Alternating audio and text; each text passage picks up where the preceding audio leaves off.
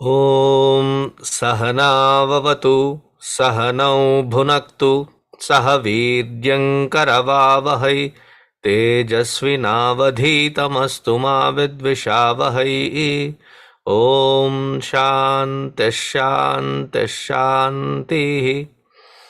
Gurur Brahma Gurur Vishnu Gurur Devo Maheshwaraha Gurureva Param Brahma Tasmai Shri Gurave Namaha. Tasmai Shri Gurave Namaha.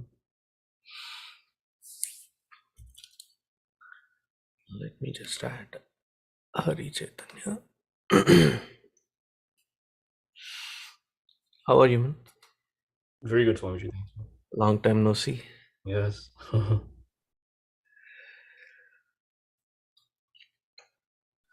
Tapobhikshina papanam shantanam vitaraginam mumukshunam apekshoyam ātmabodho vidhiyate. 51 and 52. Bāhyānityasukhāsaktiṃ bāhyānityasukhāsaktiṃ hitvātmasukhanirvṛtaḥ hitvātmasukhanirvṛtaḥ ghaṭasthadīpavatsvasthaḥ ghaṭasthadīpavatsvasthaḥ svāntareva prakāśate svāntareva prakāśate upādhistho'pi upādhistho'pi taddharmairalipto alipto vyomavanmuniḥ alipto vyomavanmuniḥ sarvavinmūḍhavattiṣṭhedasakto asto vāyuvaccaret. asakto vāyuvaccaret. Thank you, Hari. Oops. 1 second.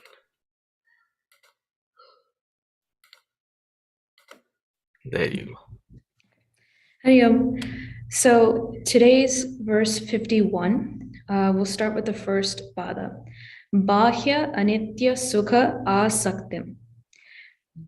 Asaktiṃ hitvā. So here, bāhya is outside, anitya is impermanent, sukha, sensuous joy. So this is not ananda sukha, but this is our worldly sukha. Asaktiṃ is attachment or thirst for, and hitva is having been destroyed. Now, the reason I went through these sequences, these specific words individually, is because you cannot just mix and match these words to say, okay, destroy bāhya, so I'm going to go destroy the world, or hitva anitya, so anything impermanent, I'm going to go destroy. You can't just mix and match these words. There's a very specific order. But let's first look at what are the most common errors that can be made, wrong interpretations. So for example, if bāhya anitya hitva, meaning I want to destroy anything of the world outside that is impermanent.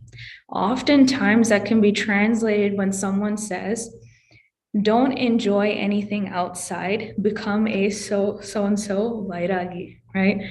Start giving away your house, get rid of your children, get rid of your spouse, and walk around saying, that's it, I've given up, this is vairagya, and that's all it takes. That's a misconception. Because Gurudev says that those joys that come out of the contact with the outside, those objects are not yours. So what right do you have to give them up? The second interpretation is, do I give up sukha then? Hitva sukha. This is a second misinterpretation that could come up. You cannot stop ice cream from having a natural, though fleeting, right? Ice cream from having a effect of bringing joy. Our prarabdha paired with the ego, paired with this body, mind, and intellect, and with this specific tongue, right, comes in contact with ice cream. For that moment, it will naturally have that effect of sukha. So even sukha, you're not necessarily destroying, saying that's it, nobody can enjoy anything in the world. So with these misinterpretations out of the way, how should we understand this first pada? It is and Gurudev literally said, please underline the word asakti. This is what you're destroying. It is your attachment. It is a sense of hunger. The nature of our body is to naturally have hunger, thirst, right? Sorry, that comes later.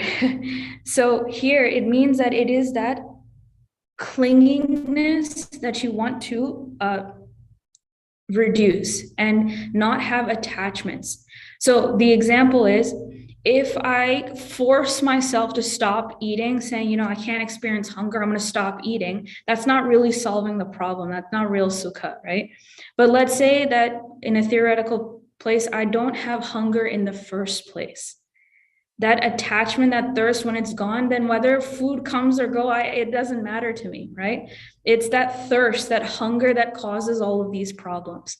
So in a similar way, when we are constantly thirsting after the objects of this world and wanting to seek that temporary sukha, saying this is the only thing that I can get to feel that joy, that thirst and hunger is what we have to tackle. And what's important is that giving this up doesn't mean I have to suppress these feelings.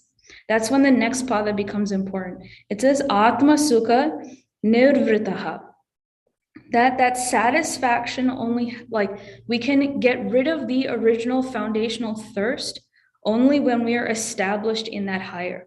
When I have experienced the highest state of ananda and bliss, and I am living in that satisfaction, then the lower thirsts and lusts and everything will automatically drop. That is sublimation to the level and not suppression. Suppression is counterproductive and it'll never get you there. It is reaching for the highest, being established in that bliss and ananda, that the lower things will start to drop. So when this happens, where does this Mahatma end up being? Again, we're always looking at what is the phala of reaching this state? What is it like? And so the analogy that's given is ghaṭasthadīpavatsvasthaḥ. That meaning the analogy is given that when you have a candle in a room and you slowly take that candle and put it inside of a pot that may have a small opening at the top, right? So when you observe the amount of light that extends out from that candle, initially when it's open in the room, the entire room gets lit up. But as you start to bring it close to the opening, put it a little bit inside, more inside, that bandwidth of light starts to narrow further and further and further and further, until when the candle is completely placed inside the pot, it is only illuminating the inside of the pot and itself. So this process here is that seat of contemplation, that I am gathering these rays of consciousness that are already casting itself out. And in the seat of meditation, I'm gathering it together, integrating it and turning inwards until that final state inside myself, I find that I'm illuminating my own true nature, which is self-illuminous, right? So this is when in this quiet state that we have svāntareva prakāśate. That it is only at this point when you have gathered all of these extended rays and turn inwards that the true nature of who we already are shines forth. So this is a very subtle analogy of how contemplation, what it results in. So in 52, the question is, what happens after this? You have now given up all of your attachments and thirst for it, have gathered the rays of consciousness that has been scattered around the world, gathered it towards yourself, turned inward, and have now subjectively experienced that bliss state. What happens now? Does this mean that the body drops? The answer is, of course, no.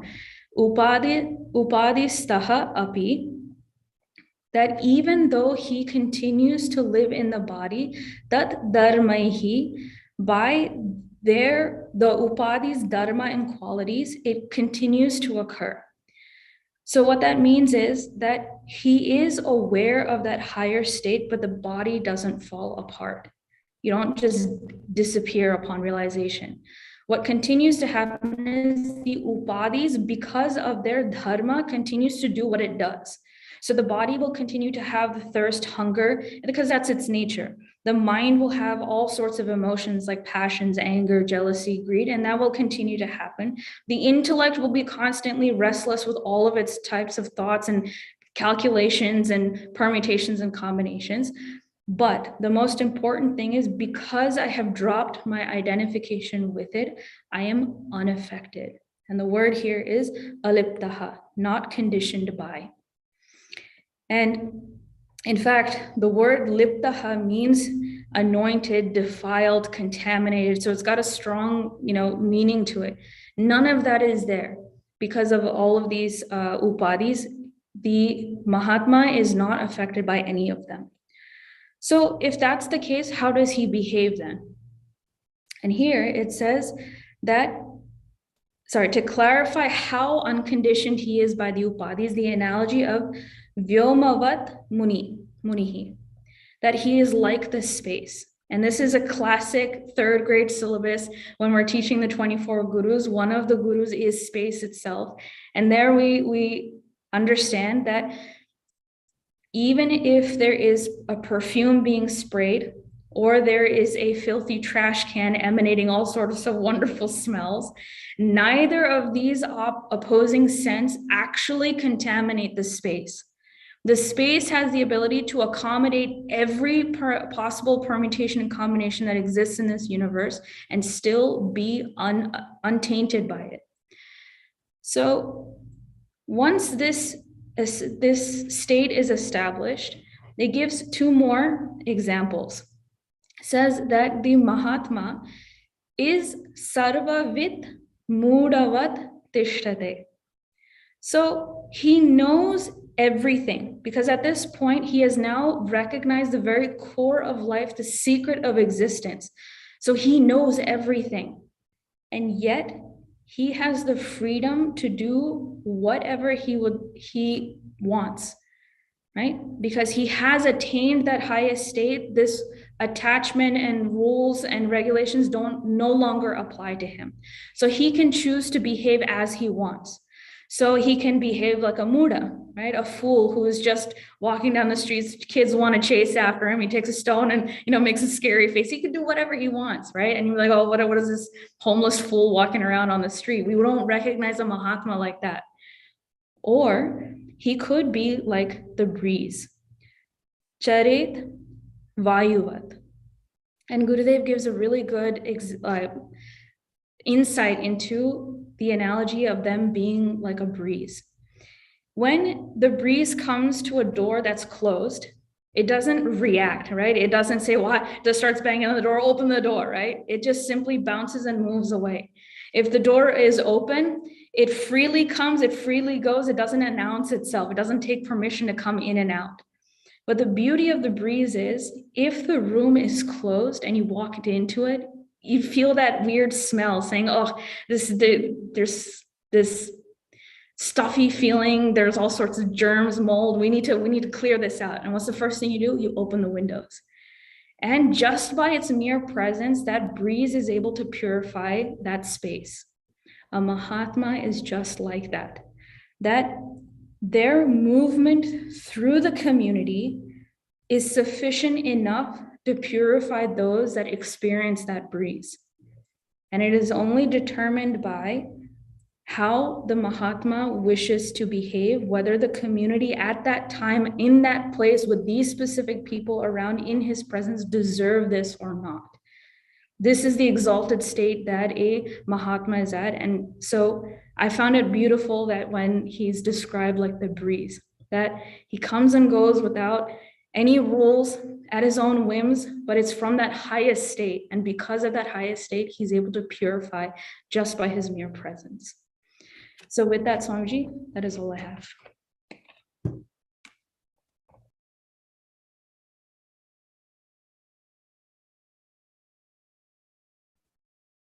Hari Om.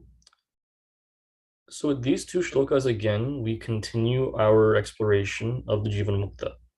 And specifically in these two shlokas, what stands out is the nishtha of the Jivan Mukta is what determines whether they're realized or not. How that individual expresses himself or herself, what actions they do, that has no bearing on the nishtha. And that's unfortunate in a way for an immature seeker like me, because what I look for are markers in a person to see what their worth is, how I value them, and so on. And that's only through how they verbalize themselves with their actions. Knowing someone's nishtha is not something anyone else can know. Therefore, when these pointers are given then to respect what the Jivan Mukta is, how they've gotten to that space, that's a very important thing to understand without looking at false markers to see whether someone has realized or not.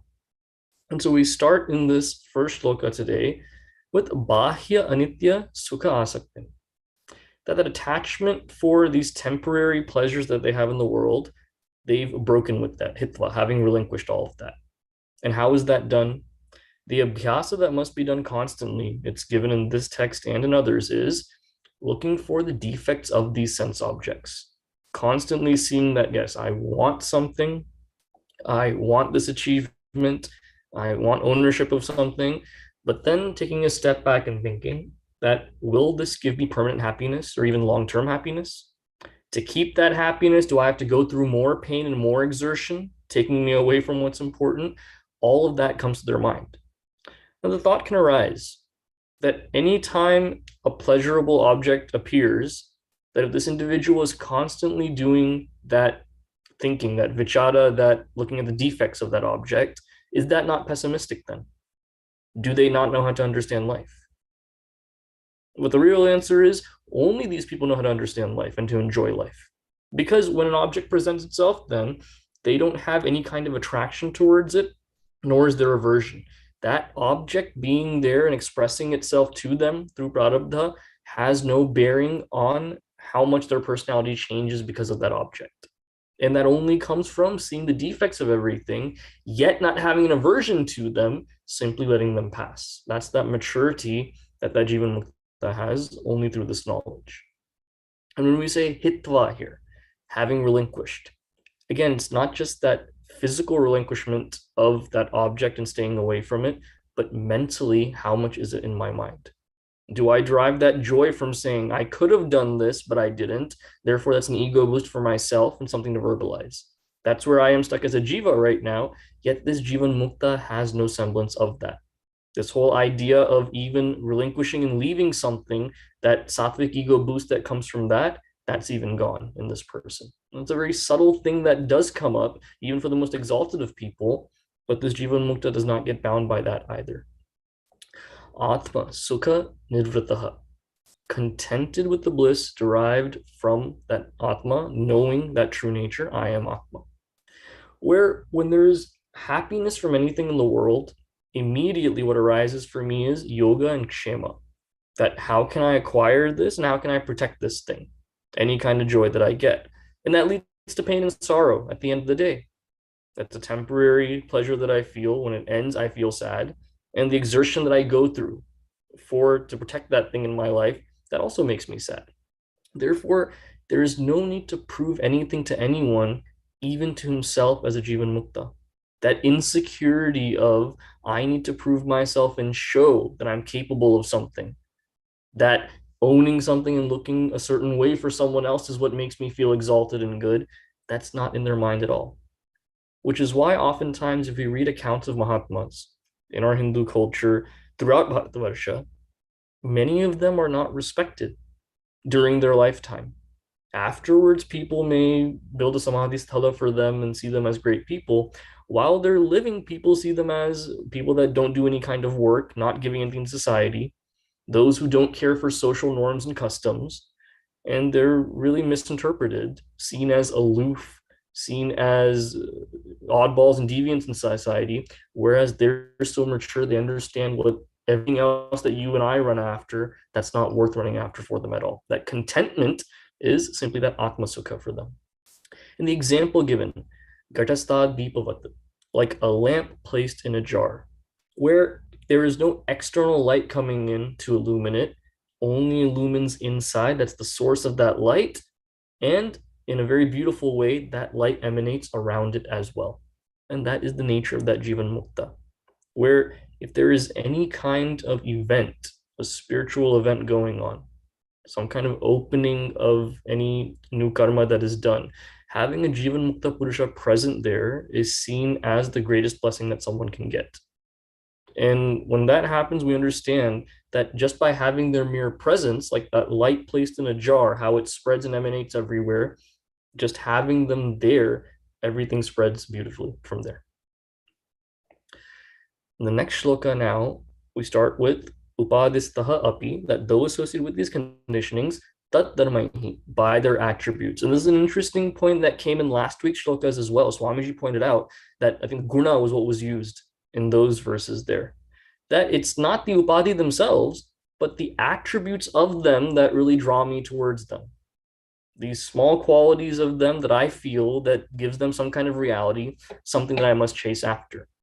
And without that viveka of what is permanent, of what is ephemeral, I can have no thought of even pulling away from these upadhis and the hold that they have over me. Only that viveka constantly done of what is real, what is not. What is making me happy only at this level of BMI versus what is it worth hard work to understand that that's not permanent. There is something else that makes me happy much, much longer term. That viveka is needed. And then aliptaha, untainted, like space, vyomavat. If we see mala in our scriptures, mala basically boils down to my likes and my dislikes, attraction or aversion that's born out of any experience. Because often we see when we look at an object for the first time, the first thought is always an innocent, neutral thought. This is a red car. The next thought that comes up, oh, I wish I had that car. That's a thought that's soaked in mala at that point. There is a like and attraction instantly, that need to possess something. When I meet a person as well, this person is this way. Observing that is not a crime. To see it as, okay, this person is this way is an observation, it's a neutral thought. To go judge and say, okay, they must be like this, then I must be away from them, all of those other thoughts that come, that's mala. So vyomavat, like space, it does not get contaminated by anything like that. No matter what's going on, there's no contamination to it. Like that, the mind of this Jivan Mukta is never tainted by anything like that. Where even though that thought comes, an observation, pouncing on that thought, analyzing it, justifying my own biases, that's not present for that Jivan Mukta. Therefore, the untainted. And the subject of the shloka is given later on, where it's given as munihi, the contemplative one. And the phrase the contemplative one means this person has systematically gone through that process of shravanam, mananam, nididhyasanam to truly understand what that true nature is. That it's no accident that this state is what they've achieved. That's done through very, very pure and deep contemplation. Sarvavit-mūḍhavattiṣṭhedasakto. These are both given as qualifiers here as well. A sarvavit, one who knows everything. The one who knows that highest knowledge, even if they don't know vishesha jnana, that samanya jnana of knowing that highest knowledge, which all knowledge arises from that, that means they are known, knower of everything, sarvavit. And then mūḍhavat, like a fool. Where the difference here, two terms that come up often, they sound alike, but they're very different. One is childish, the other is childlike. Childish means I'm immature. I don't understand what I should be doing. That's childish, and I'm not acting my age. Childlike is a more positive word, where you look at a child. When a child gets angry at another kid or is upset about something, he doesn't stew about it for hours or days at a time. When that next joyful moment comes, they forget about it and they're happy once again. Nothing ever sticks to them. So often it's given in many commentaries that Jivan Mukta is childlike in that way. It doesn't take much to amuse them, and there is nothing that keeps them down for too long. They have that short memory of things may happen as they come. I'll forget about it. Let me revel in something else. That kind of childlike nature as there. And again, mūḍhavat, that tells us again that karma has no bearing on one's nishtha. And if I fall into that trap, being on this path where I want to understand what my true nature is, if I think that acting a certain way, saying certain things, behaving a certain way means I'm realized, I've fallen for the trap where bhuktaye natu muktaye, which I'm no longer seeking liberation at that point. I'm simply seeking to pad this ego. And if people believe I'm very sattvic and they give respect for that reason, I'll keep going in that direction. So that maturity is also there, where when stuti is being given to them, they'll take that in stride. When ninda is being done, when they're being censured, they'll take that in stride as well. There's no reason for them to feel like me doing a certain karma, certain way to appease other people or impress other people, that has anything to do with my nishtha. That idea is not there for them at all.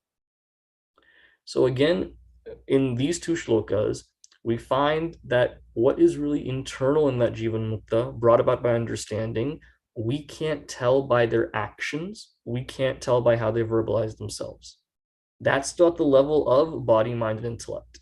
But that nishtha that's there, that's so deeply rooted, the way we do see that, though, is whenever they're in situations where there's scope for regular people like you and I to fall victim for likes and dislikes, to act upon them, desires are gained from them, the ideas of yoga, kshema, all of this comes up, they do not fall for that. And that's a jivan mukta lakshana right there.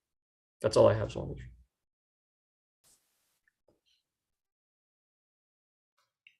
Thank you both, Hari and Divya.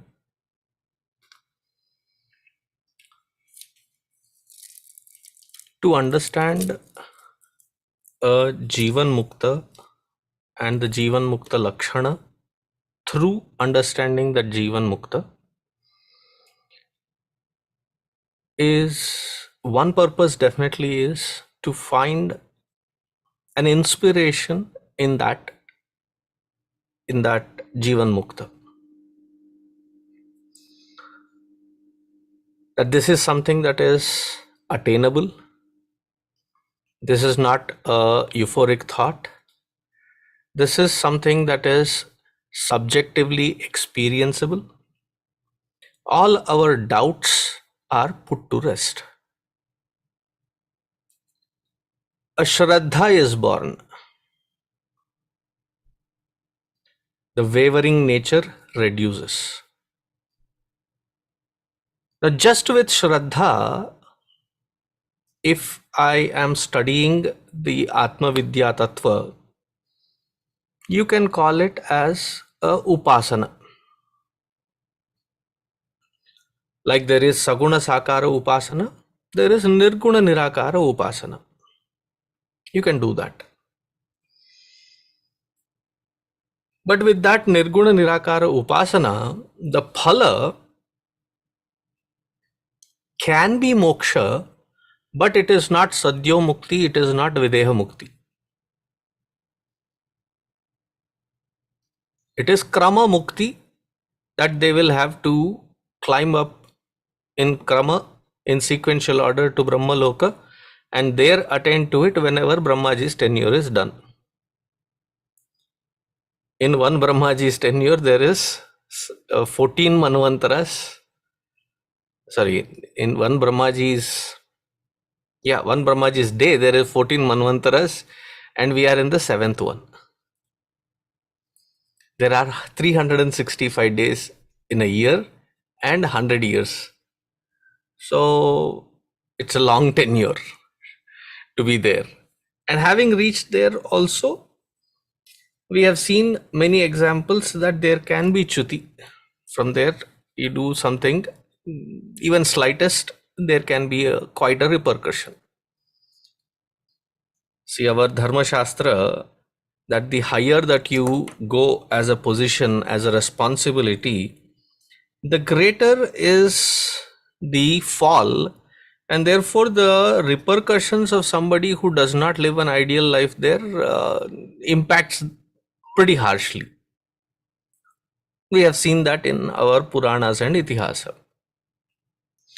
Now, whereas when with that Shraddha, now what we have to develop is the Jnānecha, to understand this particular Atma Vidya through the process of Manana Nididhyasana, and be able to ascertain this experience subjectively here and now.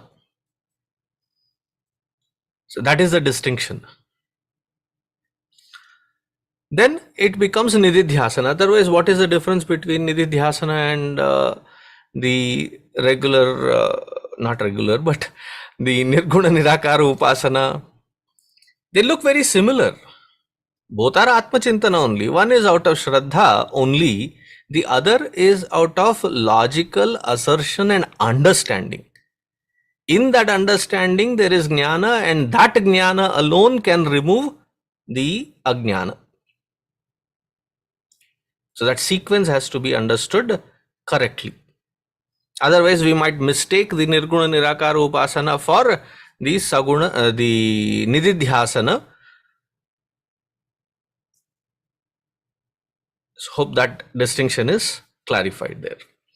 Now coming to this shloka, in the last two shlokas we have seen, he is this Atma Vidyavan or the Jivan Mukta Purusha has been called Atma Ramaha Virajate. Atma Ramaha. Atma Ramaha Atmani Eva Ramate Yaha Saha. That who revels in Atma Chaitanya. Now, the rest of us are also Ramaha, but Anatma Ramaha. We sing Atma Nivasi Ram. But how are we? We are Anatma Nivasi Ram. We are also Ramate. And we think we are enjoying.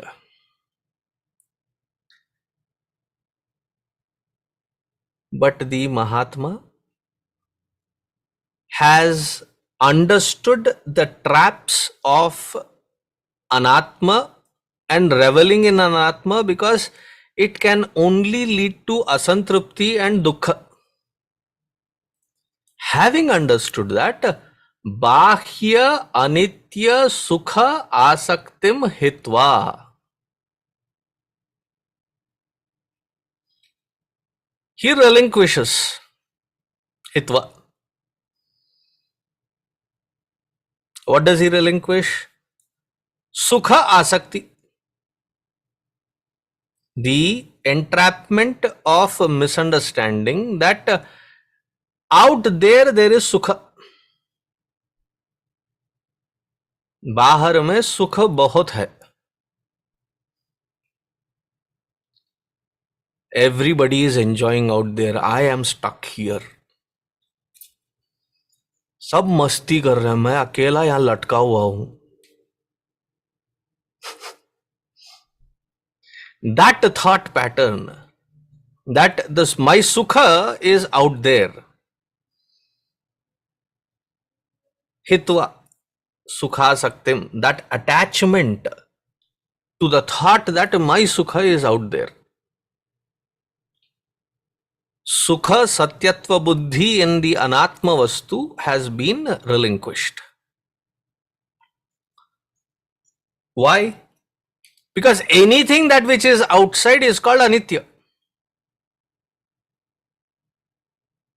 It does not have permanency. So it might bring me the temporariness of joy which I might enjoy, and in trying to repeat it, I might repeat the action and feel maybe in down the lane disgusted with it, then in between change the experience and again come back to it. So we follow certain patterns to gather this little joy. For somebody who has a big farmland, all the dhanya that is there, his only. But for the little sparrow, whatever dhanya that is falling down goes there, gathers little by little at a time. That is how is the jiva.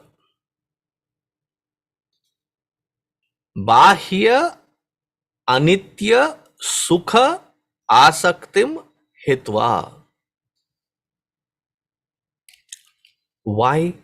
Because ātmabodha has completely withdrawn, merging deep within in atmasukha. Now this distinction, Gurudev says it somewhere very beautifully. He says, who says there is no joy in the world?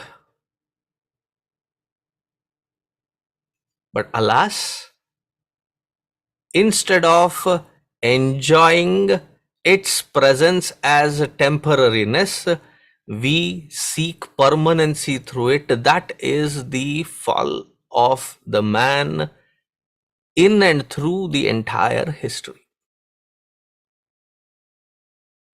That is the regular pattern. So, ātmabodha.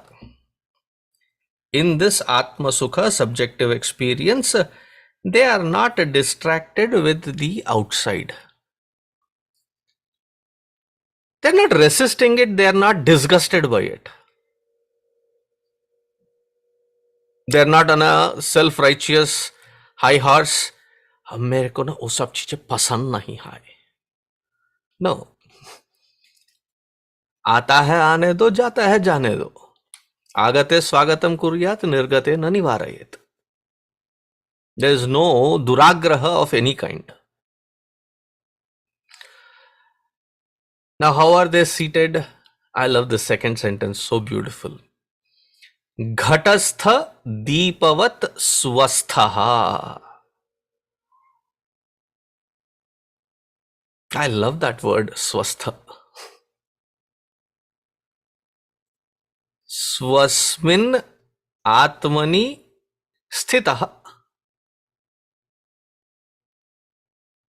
The one who is firmly rooted in their own true nature of that self. Swasthaḥ. Tasya bhavaḥ swasthyaḥ. The one who is swastha alone can be swasthya, can be blessed with swasthya. Aswasthata means disease, not at ease. Swasthata means completely at ease because you are in your own true nature. You have finally reached home. Finally, you have reached Om. That is our true nature. Swasthaḥ. ghaṭasthadīpavat. During Ras Garbha, Dandiya, the season that begins in Navaratri times, Sharan Navaratri, there is a central altar, and in that altar there is a pot. There is Devi Pratima and there is a pot. The pot has a lamp in it, but there is a very unique pot. It has 9 holes in it. And that lamp is lit from within, indicating that this body is like that 9-holed pot. Through all the holes, all that which is coming is one source, which is that Deepa.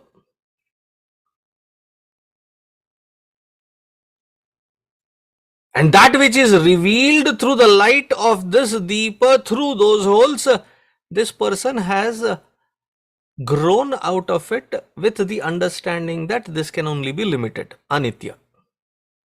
Unlimited is the source within. ghaṭasthadīpavatsvasthaḥ. And this, that which is illumining here, is one with, therefore when I say realization, it is not just to say that I am Atma. I am Atma Brahma. That which is the very adhara, that which is the substratum of everything that which is. That is my true nature. Therefore, though I am residing within, abiding within, I am all pervasive because I am the adhisthana. ghaṭasthadīpavatsvasthaḥ svāntareva prakāśate. Svantaha eva prakāśate. That which is self-illumining from within, by within, for within.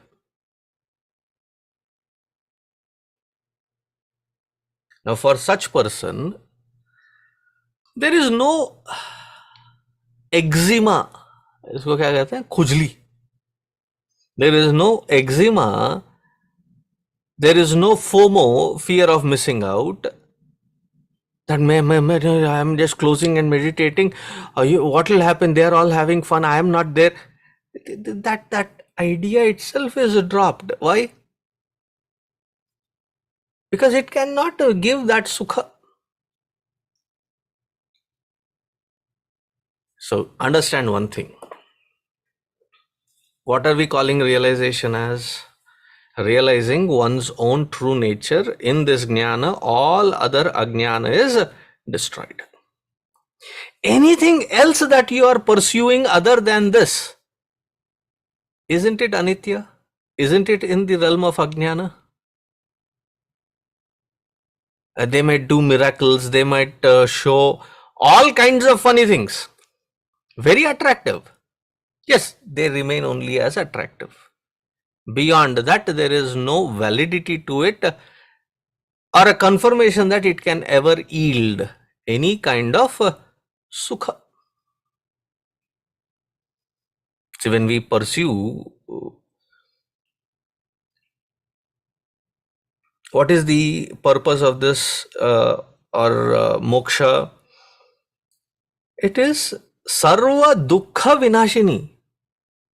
This jnana removes all dukkha. Now, who doesn't want that?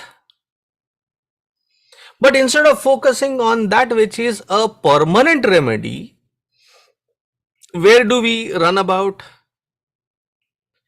We run about in temporary fashions. Where do we revel? Supposing it is food, khana ramaha, ahara ramaha. If it is in so many pleasures, in that we try to revel, and the frustration builds that it cannot yield what I am expecting. Sleepa ramaha. No, there is no sukha in it. Therefore, I am kicked out of it, right? I cannot be eternally sleeping. Pressures of nature, you will come out of that sleep, you will have to eat, you will have to, you cannot escape. Now, after having explained this, the next question is, can there be a state of realization and this body parallelly existing? Because many, sometimes we are stuck with an example. We say,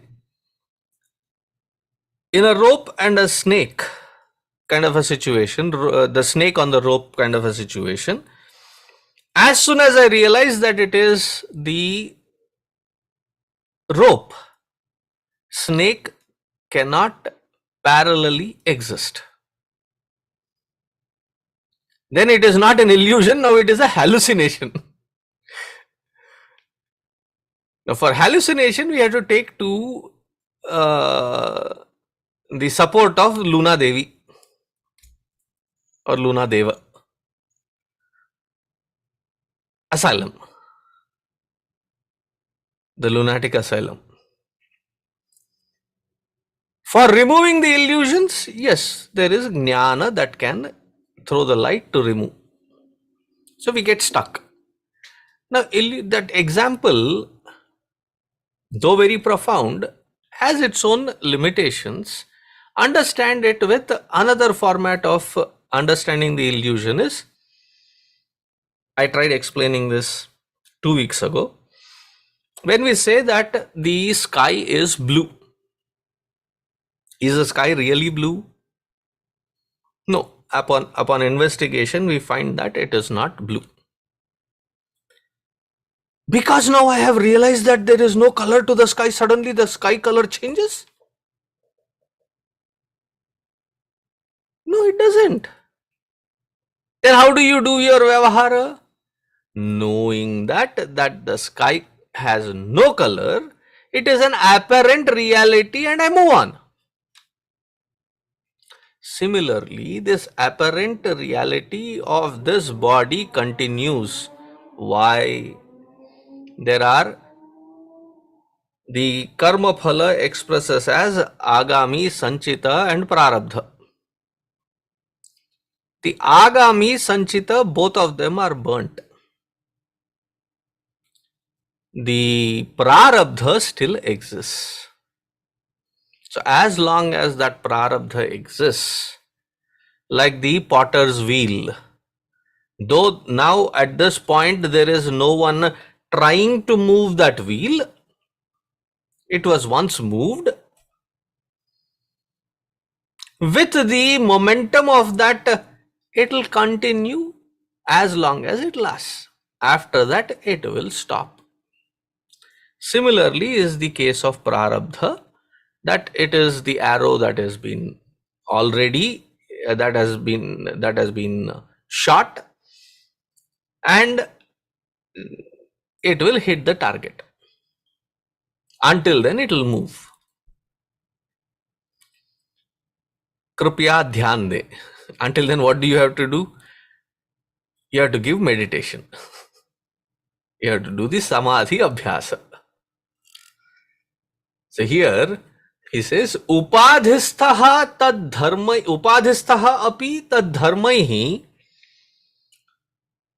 Though he is placed in this upadhi of sthula sukshma karana sharira, tat dharmaihi aliptaha. The dharma lakshanas of the sukshma karana sharira, sthula sukshma karana sharira, those dharma lakshanas, he is aliptaha, nirliptaha. You know, the non-stick cookware, when it was released first in India, do you know what it was called? It was called Nirlep, was the brand. Nirlepa, Nirlipta, meaning that which does not get contaminated or touched by anything. But this Nirlepa that we are talking about, the cookware, is just a layer. This is not a layer. It is from the understanding that this is the prarabdha of this body, mind and intellect, whether good, bad, ugly, horrifying, indifferent, however be that prarabdha, let it continue as long as it lasts. Taddharmaihi aliptaha. How? Vyomavanmuniḥ. Just like the space. If somebody spits into the space, alas, it falls back on you.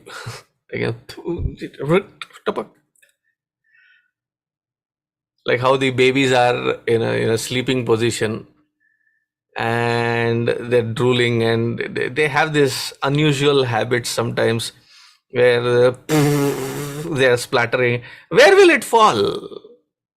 Do you think the akasha around it is now contaminated with this? No, akasha doesn't get contaminated.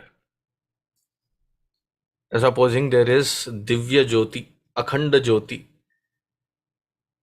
that has been there for last several hundreds of years and it has been kept alive. The akasha doesn't become super special now. Akasha is nirlipta with good, bad, ugly, indifferent, horrifying, doesn't matter, it is nirlipta.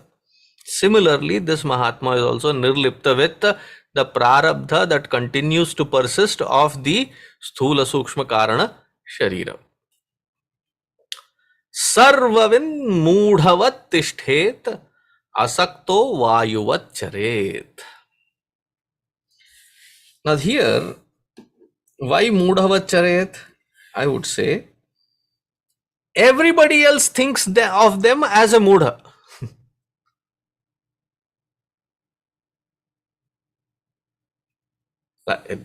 You have joined the satsanga, you understand what is tamasic, what is rajasic, what is sattvic. You understand what are the food habits, you understand what are the dharmic ways of life. Now somebody on a Friday invites, the tab is on me, chalo.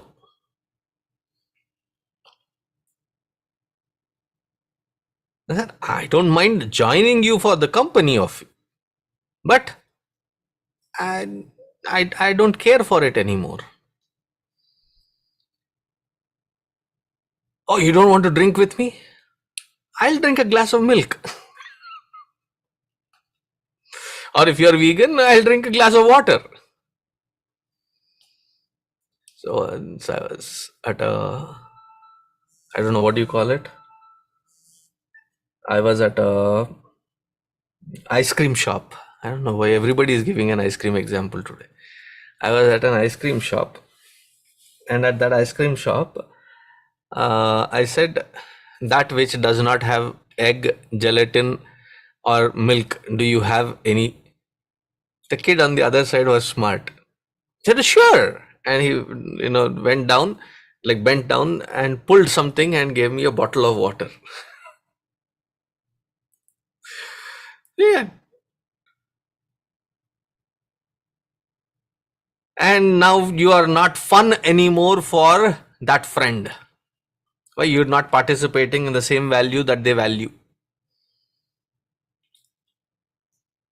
They are not realized, but yet when they see us, that we don't follow the same norm as them, what do they call us? You're pagal ho gaya hai. Moodha. Don't they say? When understanding just the layers of tamasic, rajasic, sattvic, and we aim for sattvic, we are called moodha, we are called murkha. The one who is established in that supreme does not identify the world as source of even iota of pleasure, joy or happiness. The world will definitely censure them as murkhavat, mūḍhavat. Another meaning which both of them have already given is they stand there as though there is nothing to gain from it. Therefore, they act as though they are mūḍhavat. Mūḍhavat, somebody who is murkha and act childlike. Mūḍhavattiṣṭhet asakto vāyuvaccaret. Chareveti, chareveti.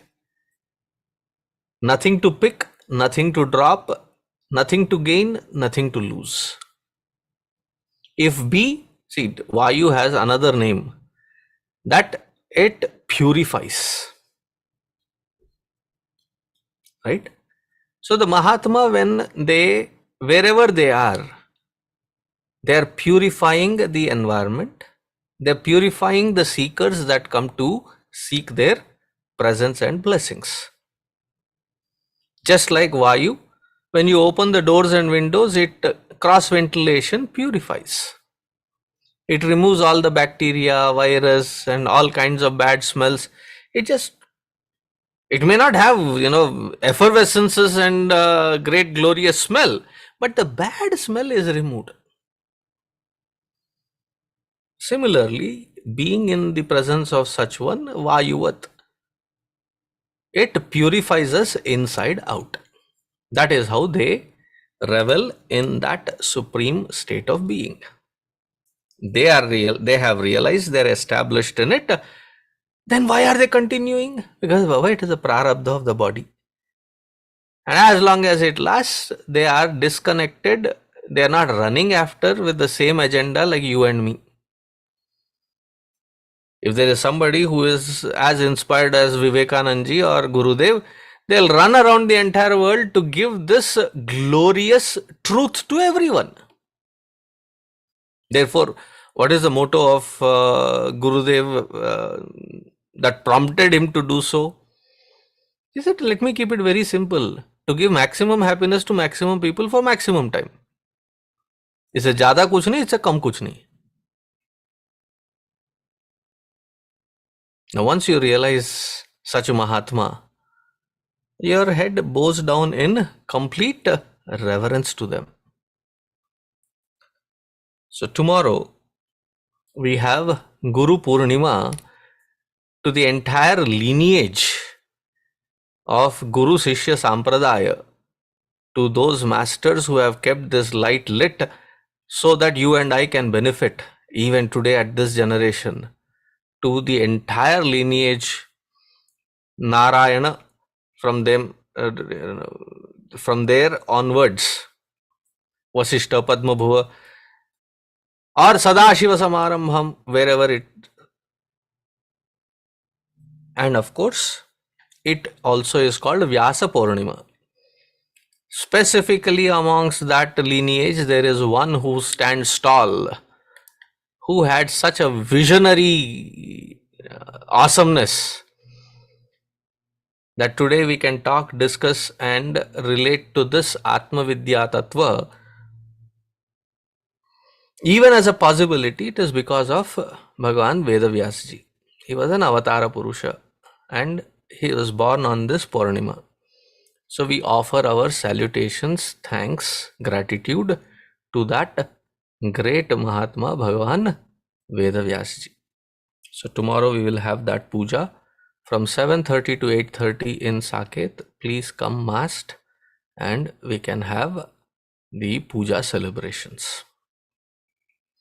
Why mass, Swamiji? Everybody is doing it without mass. Yeah, in such environments, everybody, even after having had vaccination, they are also falling sick. We don't want to be the source of that. A little discomfort on your nose, but you can greet and be with people that you love and care for.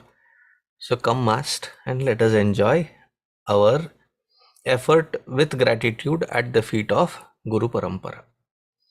So 7:30 to 8 we'll have the puja at Saket and we will rededicate ourselves at this path and at this altar of knowledge. So see you hopefully. And now those of you who cannot come, we are going to have it on Zoom and we are going to have it on YouTube live. So it will be on this particular channel right now, whatever we are airing, and it will be on Zoom as well. So you can join us in multiple fronts. So see you tomorrow. Until then, Hari Om.